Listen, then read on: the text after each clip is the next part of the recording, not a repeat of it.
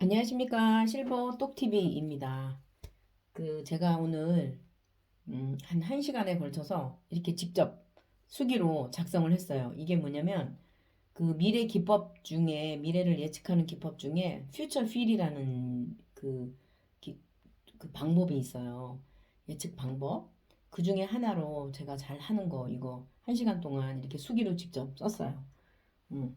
저의 이제 이 자필이 궁금하셨나요? 저 글씨 이렇게 써요.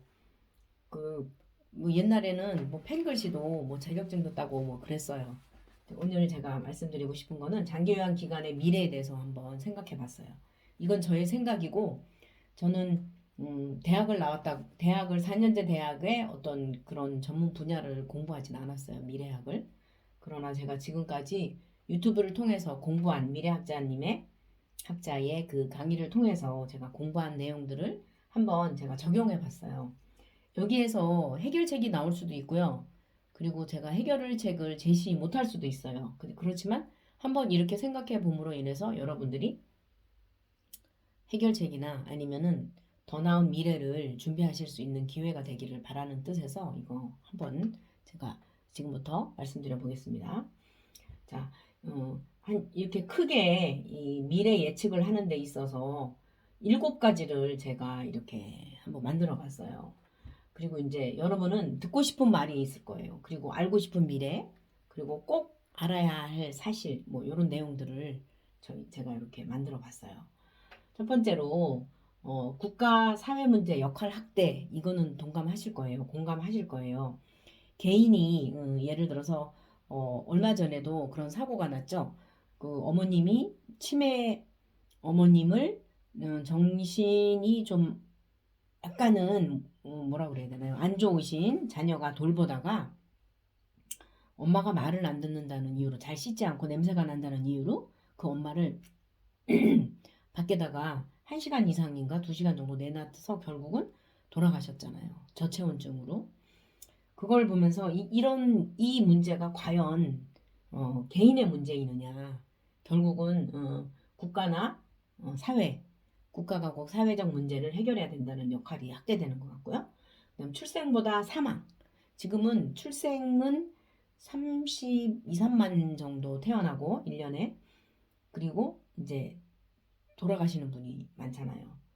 결국은 이게 무슨 얘기냐면은 출생도 안 되는 거는 인구 감소요. 또 돌아가시는 분이 많다는 거는 인구 감소니까 결국은 우리나라의 미래가 인구 감소가 자명한 사실이고 인구 감소로 인해서 우리나라 미래가 좀 어둡다는 내용이 될 것 같아요. 그리고 도심 집중과 지방 감소. 이게 뭐냐면 사람들은 다 도심을 향해서 와요. 왜? 편의성 때문에 그래요. 그리고 이제 지방은 인구가 감소되겠죠. 노인 인구가 당장은 지방에 있는 주간보센터들이 굉장히 잘 되더라고요. 차리면 정말 많이 몰려오셔서 금방금방 차는데 그러나 이게 결코 길게 가지 않을 거라 봐요. 오히려 도심은 이제 일자리도 많고 일자리를 찾아서 결국은 도심으로 모이게 된다는 내용이고요. 1인 가구 증가가 있어요. 그래서 결국은 또 노노케어가 될 수밖에 없어요. 제가 아는 분은 그분은 요양보호사 자격증도 없는데 바로 앞집에 사는 할머니를 돌보고 계세요.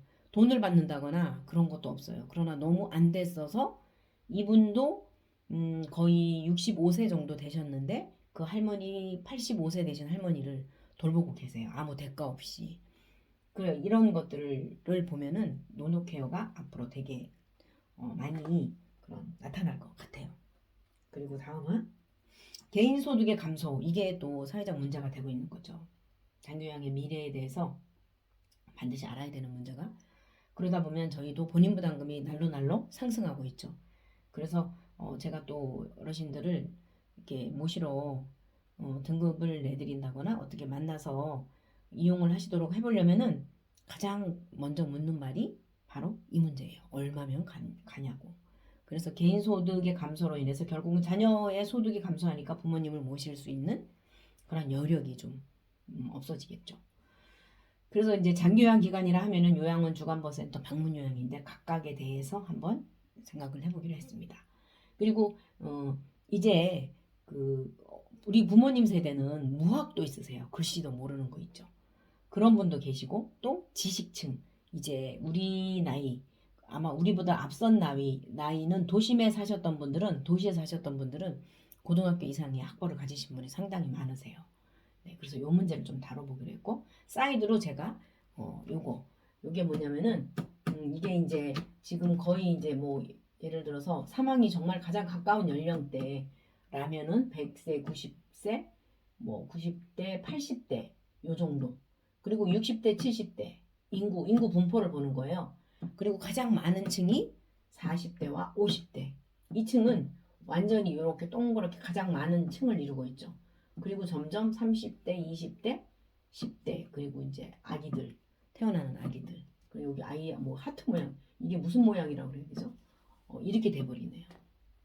자 먼저 그러면 국가 문제 사회 역할 학대라는 거에 대해서 제가 이제 몇 가지 또 이렇게 갈래를 나누어 봤어요.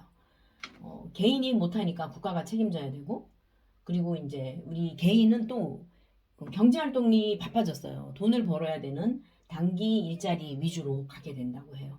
그래서 프로젝트 뭐 며칠짜리 15일짜리 프로젝트 일하실 분을 모집합니다. 그래서 이제 점점 더 정규직이나 아니면은 또 어떤 알바 개념으로 많이 흐르고 아르바이트 개념 그렇게 정규직이나 또 뭐랄까 공무원의 그 숫자가 좀 많이 줄어들 것 같아요. 공무원은 안전 뭐 철밥통이란 말이죠. 과연 그럴까요? 앞으로는 그런 일들이 많이 없어질 것 같고 노동계에서도 또 부르짖는 그 뭐 최저임금 보장이라던가 이런 것들 그 정규직으로 매여서 하는 일들이 점점 줄어든다고 해요. 미래학자님이 그렇게 말씀하시고 저 역시도 생각해보면 그런 것 같고요. 보편적 복지 때문에 국가의 역할이 국가가 더 개입을 해야 되는 문제가 될 것 같고 그리고 체계화된 맞춤 케어를 이 개인이 할 수가 없어요. 그래서 이건 바로 국가 단위로 이제 해서 국가가 사회 이제 지역으로 이렇게 쪼개주면서 점점 개인별 맞춤에 대한 노후에 대한 맞춤이 이루어져야 된다고 생각을 하고 있습니다. 그리고 출생보다 사망이 많아지는 이 이제 시점이 됐는데요. 그래서 이제 여기에 따른 사망에 따른 증가에 따른 이제 직업의 그 다양화라던가 직업에 새로 생겨나는 직업들이 많아지겠죠.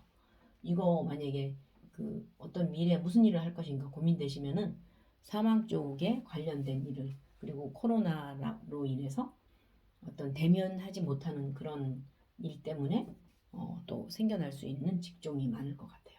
이게 뭐냐면 결국은 출생이 적어지는 이유는 심각한 출산율 저하는 결혼을 하죠. 하기는 해요. 그러나 출산까지는 안 하려고 해요.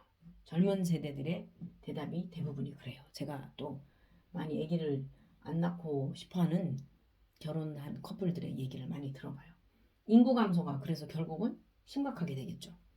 이게 이제 결론은 우리나라 인구 감소가 심각하다는 거. 그리고 출산율을 높이는 정책을 써봤지만 다 모두가 실패를 했어요. 그러다 보니까 출산이 적어지고 이런 문제 앞에 직면하게 된 거죠. 더 다른 거 있다면 댓글로 달아주세요. 도심 집중, 지방 감소. 이거 아까 말씀드렸잖아요. 그 도심 집중하는 이유는 도심에는 인구가 많아요. 사람들이 많이 모여 살아요. 일자리 만들고 그러기 때문에. 그리고 또 의료 시설이 도심에 집중돼 있고 발달된 이게 이제 돌연사나 이런 돌연사 때문에 의료 체계가 이렇게 긴박하게 골든 타임을 놓치지 않으려는 주변에 살고자 하는 욕망들이 점점 높아져요. 우리 인간은요, 다 모든 사람이 내 재산을 다 팔아서라도 내가 오래 살 수 있다면 생명을 유지할 수 있는 일에 모든 것을 아끼지 않는데요. 그게 이제 점점 더 이제 고령화 사회로 되면서 더 심각해진다는 거예요. 그리고 이제 이 도심에 집중되는 이유는 접근성과 편의성 때문에 그래요. 노인이 아파트에서 이제 임대 아파트에 살면서 내려오면은 그 앞에 뭐 슈퍼마켓이 있거나 약국이 있거나 병원이 있거나 이런 데를 좋아한다는 거예요. 그래서 도심이 집중화되고 그리고 이제 지방이 감소되는 이유는 의료시설 취약이고 농업에 종사하던 인구가 많았어요. 근데 이런 분들이 이제 나이가 들면서 이 기력이 쇠하여져서 이제 한계를 느끼신 거죠. 농사를 지을 수 없고. 그래서 도심 쪽으로 이제 오고 있고. 또 1인 가구 증가. 이거는 이제 주택의 1인 가구 증가는 주택에 아주 굉장한 변화가 오겠죠. 1인 가구가 살 수 있는 그런 임대 아파트나 그리고 평수 작은 소형 아파트 위주의 그런 정책이 생기겠죠. 그리고 이제 지역사회의 역할이 점점 더 커지겠죠. 이제 1인 가구 증가라는 거는 결국은 지역이 개입할 수밖에 없는 그러한 시스템이 되는 거죠. 그리고 이제 왕진 의사가 좀 늘어나겠죠. 노노케어나 1인 가구가 증가될 때는 또 보건소 진료라던가 보건소의 그런 방문, 그 파견 간호사 그리고 또 방문 간호, 방문 간호도 이런 가구를 방문해야 되기 때문에 이런 점에서는 1인 가구에게는 좀 방문 간호도 필요하다고 하겠죠. 그리고 이제 개인 소득의 감소가 이게 심각한 문제가 되는데요. 이제 우리나라는 노후 준비가 정말 많이 안 돼 있다고 해요. 그게 이제 왜냐면 이제 저희 부모님도 그렇지만 모두가 다 그 시골에 사시는 분들이 자식한테만큼은 힘든 이 농사일을 시키지 않겠다 해갖고 다 도시로 보내서 공부를 시켰잖아요. 그 공부시키느라고 정작 본인의 그런 연금이나 이런 준비를 노후 생활을 준비하지 못했어요. 그리고 생각보다도 국민연금이 늦게 우리나라가 출발했으면서 또그 1인당 지급되는 국민연금이 너무너무 긴 노후를 책임지기에는 안심하고 기대기에는 너무나 취약하다는 거. 그리고 장수의 가장 큰 조건은요. 반드시 소비가 따르는데 그 소비가 바로 어디에 집중되냐면 의료비 지출된다는 거예요. 과다된다는 거예요. 그래서 결국은 개인소득이 가져다주는 문제점들이 이런 것들이 있고 그 다음에 이제 요양원과 주간보호센터 방문요양 세 가지로 제가 다 나눠봤어요. 방문요양은 이 단점이 단시간 케어가 된다는 거예요. 그리고 혼자 하다 보니까 전문성이 좀 결여되고 그리고 이제 그런 면에서 이 방문요양은 경쟁력을 강화를 위해서 어떤 노력을 해야 되는지를 방문요양 센터장님들은 심각하게 고민해 보셔야 될 것 같습니다.